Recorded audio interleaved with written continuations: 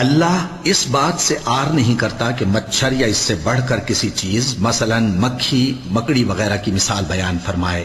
اب جو مومن ہیں وہ یقین کرتے ہیں کہ وہ ان کے پروردگار کی طرف سے سچ ہے، اور جو کافر ہیں وہ کہتے ہیں کہ اس مثال سے اللہ کی مراد ہی کیا ہے۔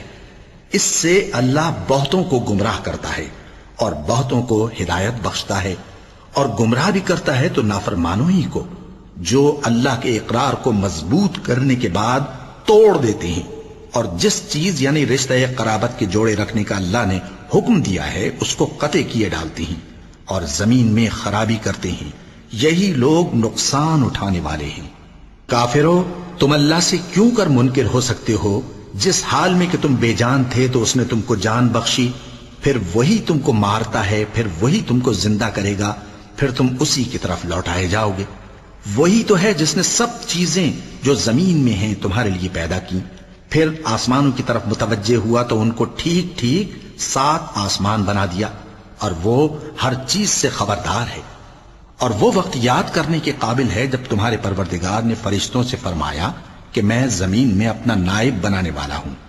انہوں نے کہا، کیا تو اس میں ایسے شخص کو نائب بنانا چاہتا ہے جو خرابیاں کرے اور کچھ تو خون کرتا پھرے؟ اور ہم تیری تعریف کے ساتھ تسبیح و تقدیس کرتے رہتے ہیں۔